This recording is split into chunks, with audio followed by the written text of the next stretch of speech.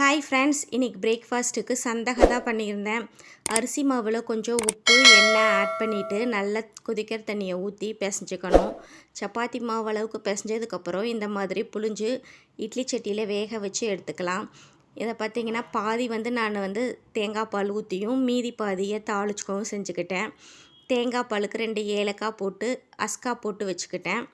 தாளிக்கிறதுக்கு எண்ணெய் ஊற்றி கடுகு, பச்சைக்கடலைப்பருப்பு, வெங்காயம், பச்சை மிளகாய், கருவேப்பிலை எல்லாம் ஆட் பண்ணிவிட்டு மஞ்சத்தூள் போட்டு கொஞ்சம் லெமன் புழிஞ்சு வச்சுக்கிட்டேன்.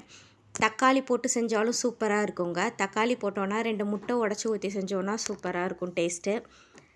ஊர்லேருந்து மாம்பழம் கொண்டு வந்திருந்தாங்க. ஒரு அட்டைப்பட்டி நிறையா மாம்பழம் ஃபுல்லாக பழுத்துருச்சு. அதனால் மாம்பழமும் வச்சாச்சுங்க ஒரு 5-6. மதியத்துக்கு பசங்க பார்த்திங்கன்னா பன்னீர் தான் கேட்டுகிட்டே இருந்தாங்க. ஸ்கூலுக்கு கொண்டு போகணும் ஃப்ரெண்ட்ஸ்க்கு எல்லாத்துக்கும். அதனால் பூரியும் பன்னீர் பட்டர் மசாலாவும் பண்ணியிருந்தேன் பசங்களுக்கு. ஸ்நாக்ஸ்க்கு பார்த்திங்கன்னா வீட்டில் செஞ்ச ரிப்பன் பக்கோடா தாங்க. கூடவே ஆளுக்கு ஒரு பழமும் வச்சுட்டேன் நான். அவ்வளோதாங்க. இந்த வீடியோ உங்களுக்கு பிடிச்சிருந்தா லைக் பண்ணுங்கள். இது வர சேனலை சப்ஸ்கிரைப் பண்ணாதவங்க சப்ஸ்கிரைப் பண்ணிக்கோங்க. பாய் பாய்.